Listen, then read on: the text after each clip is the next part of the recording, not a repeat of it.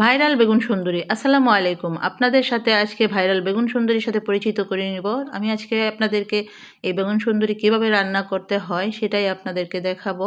আসলে আমি একটা পেজে দেখেছিলাম কিন্তু আমার সঠিকটা মনে নেই এটার নাম কি দিয়েছিল আর এটা কিভাবে করেছিল। যতটুকু মনে আছে ততটুকুই করছি। আমি বেগুনটাকে এরকম করে কেটে নিয়েছি, মাঝখানেরটাও টুকরো টুকরো করে নিয়েছি, তারপরে ধনেপাতা নিয়েছি, ডিম নিয়েছি, পেঁয়াজ কুচি নিয়েছি, টমেটো নিয়েছি, কাঁচামরিচ কুচি নিয়েছি, আর নিয়েছি পেঁয়াজ কলি কুচি কুচি করে, আর নিয়েছি লবণ পরিমাণ মতো। এখানে এখন আমি বেগুনটাকে সাজিয়ে নিব।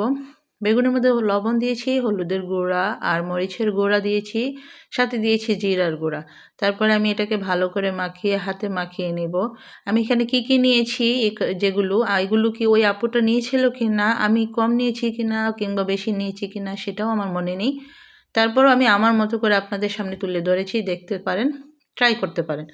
এই যে বেগুনটাকে সাজিয়ে নিয়েছি, ভালো করে হলুদ মাখিয়ে নিয়েছি, নিয়ে তারপরে আপনাদের সামনে আবার একটু তুলে ধরেছি। এখন আমি সেই মশলাটা মাখাবো। এই বেগুন কুচির সাথে এই যে পেঁয়াজ কলি দিয়ে দিয়েছি, ধনেপাতা কুচি দিয়ে দিয়েছি, এক এক করে সবগুলো মাখাতে হবে একসাথে। পেঁয়াজ কুচি দিয়েছি, কাঁচামরিচ কুচি দিয়েছি।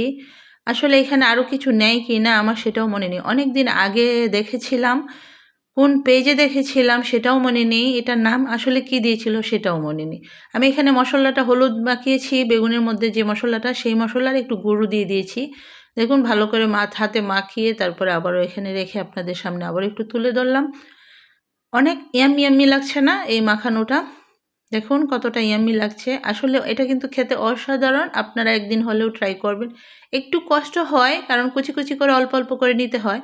দেখুন আমি এই বেগুনগুলোকে এখন ফ্রাই প্যানে সাজিয়ে দিচ্ছি। বেগুন সুন্দরী, আসলেই কিন্তু বেগুন সুন্দরী দেখতে যেমন সুন্দর, খেতেও কিন্তু এরকম সুন্দর।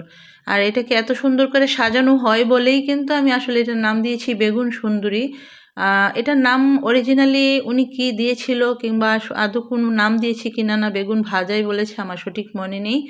দেখুন কত সুন্দর সাজিয়েছি, তাই তো আমি দিয়েছি বেগুন সুন্দরী।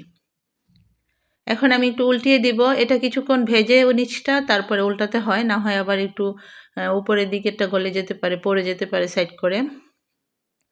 ডিমটা একটু আন্দাজ করে মাখাতে হয়, ডিম বেশি হলে আবার সাইডে পড়ে যায়। আমার একটু বেশি হয়েছে কিন্তু তারপরও সমস্যা হয়নি, একটু নরম হয়েছে। এটা কিন্তু আলাদা বেগুন বড়া বানিয়েও খাওয়া যায় এই মাখানোটাকে। দেখুন কত সুন্দর হয়েছে। আমার রান্না যদি আপনাদের ভালো লাগে থাকে তাহলে অবশ্যই আমার পাশে থাকবেন, লাইক কমেন্ট করবেন, শেয়ার করে পাশে থাকবেন, সবার কাছে ছড়িয়ে দেওয়ার জন্য অবশ্যই চেষ্টা করবেন আপনারা। রান্নাটা কিন্তু আসলে অসাধারণ, আপনারা একদিন হলেও ট্রাই করবেন। একটু কষ্ট হয় কিন্তু তারপরও খেতে কিন্তু অনেক মজা। এটা সুধা সুধাও খাওয়া যায়, ভাত দিয়েও খাওয়া যায়। আল্লাহ হাফেজ।